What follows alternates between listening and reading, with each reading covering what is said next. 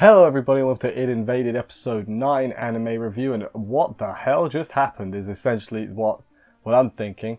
It flips the script a little bit, no idea what's going to happen. We got what, 4 episodes left? I've got a few ideas, which I'll get to a bit later on when we get to the big stuff, but man, mental episode, didn't see it going this way at all. I thought we'd at least see a little bit of Honda Machi this week, but no, that's not where this went at all. Anyway, I'm just going to get right into it because is all I'm going to say. Let's just do this. So, the episode begins with Narisagu waking up. Crucially, this is Narisagu, not Sakaido. He remembers everything basically. He's himself, got his real memories, and he remembers everything that happened in Idwell. As you do, remember how he got there? His wife and daughter are alive and well and everything, and that's kind of nice to see. He looks a bit shocked. It's good and everything. So, the place he's dived to, I guess, is the past. But not the actual past. It's like a recreation of the past, I guess. It's not like he's time traveled. It's like a virtual reconstruction, I guess. And in this past, basically, he's got something that he's got to do. He heads out of the meeting early. Momiki follows him. And they go to the Challenger's house, and essentially, he and the Challenger, Narisagu and the Challenger, have a bloody fist fight to the death. And it's hella cool. It's pretty brutal. He gets his arm snapped at one point. He gets his face just beaten in. Narisagu is sort of playing fair. Well, he's not really. He has a gun. He's like, right, you punch me, I'm going to shoot you with my gun. So, I guess that worked. But anyway, he ends up defeating the Challenger.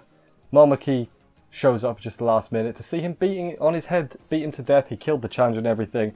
Momiki goes to the basement after this to find the victim, who is Asukai, who looks just like Kaoru. I saw this, I was like, what?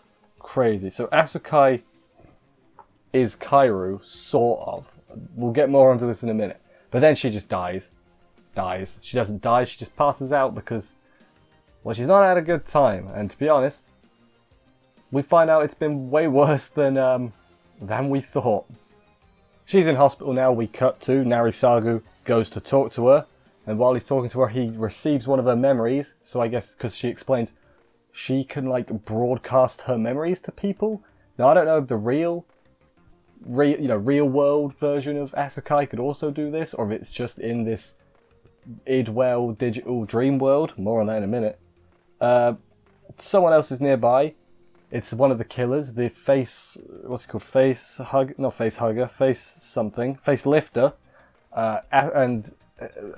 Sakaido, Narisagu ends up knocking the face lifter out of the world because if you feel pain, you get knocked out of her dream, essentially, because this is her dream world, not in the real id world.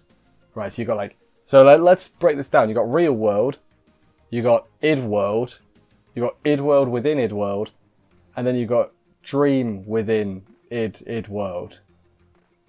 I think. Yeah, it's a bit confusing. I think I got it down. So yeah, then Narisagu gets knocked out of the dream world, so he's in id world as himself. Still, he's not back to the desert. He's still in the quote unquote past. And so yeah, he goes to see Asukai again, and she basically tells him, hey, you were in my dream, I can broadcast my brains and stuff. Only serial killers could go in her dream. That's a crucial thing, because, I mean, we'll get to it in a minute. I say we'll get to it. I'll give my theory as to what the hell's going on. She gets killed in her dreams a lot by the serial killers, and at first there was one serial killer. That was John Walker. So, gosh, my guess is Narisagu then also promises to end her misery and then goes off to find the facelifter, have a conversation with him.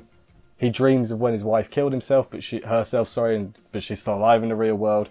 And then he gets convinced, basically, he's like, I'm going to help Asukai no matter what. So, that was the end of the episode. I went through it quite quick because stuff was happening, but my brain couldn't really process all of it. What I think is going on, and I'm really not sure, I think Asukai sort of powers the machine. I can't remember what it's called, the id machine. So she says she gets killed a lot. I reckon that she is Kairu, and she has to die, and then her body is obviously left for when they find it, and the mysterious, the super detectives have got to come and try and figure out what's happened. I think that is her dream where she's been killed, is them finding it. So I think she's imperative to the machine working. And the whole broadcasting thoughts thing, I guess, is also related to that somehow. Again, this is a wonky theory. I've not really thought too much about it. But the fact that John Walker was the first one, to me, that says John Walker is the person that created the machine, because he would know how her special power worked. And so he was John Walker essentially testing the machine using her dream power. It sounds ridiculous to say. Like, it sounds like it's very, as I say, it's very shaky, and I don't know exactly how they're going to explain it.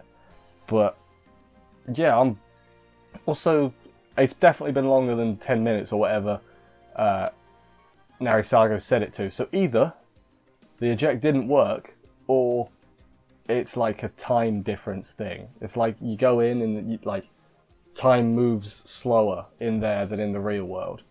In the id world, which is the same as the real world. Now the id, so the id world is slower than the id world, which is the same as the real world. We good on that? That makes sense? Yeah, I've got... but that begs the question then, what happened to the real Asukai? No, because she wasn't rescued till... So, hang on. Real Asukai, this is real world now. So she got rescued from the Challenger, or did she? No, she was rescued, right? So that means, I mean, the situation was the same. The Challenger kidnapped her because he got tired of killing her in her dreams. So that happened in the same in both worlds, the real world and the id world, because the id world is just the past. Yeah, it sounds like I don't have any idea. I'm really trying to think. So whatever happened, so Momoki knows something, because he knew it was going to be a trap, and Asukai is somehow... But then why was Asakai's things... Is it because the serial killers... That's why the machines are in the serial killers' id worlds, is because they went to her dreams where they killed her. So I guess that's how they accessed it? Maybe? I mean... Yeah, I've tried to put together some information, but I could be way off. I really don't have any idea. Didn't run into Honda Machi at all this episode, because so I presume she is also running around in this past world as well. And at some point she'll meet up with Narisago, and presumably she'll be in the same state, she'll have her proper memories as well. And they'll be like, we gotta figure out what the hell's going on here. I have no idea though. That could just... Maybe they're in a separate... Maybe it's not the same... You know what? I could sit here and theorize all day. I'm not going to do that. Because I think I've thrown enough at them. I'm just going to... Let's end here and we'll reconvene next week. Thank you everybody for watching this review. I hope you enjoyed it. If you did, please consider subscribing and stuff for more reviews. It would greatly appreciate it. I would. I will see you next week for another episode of this. And... bye, guys.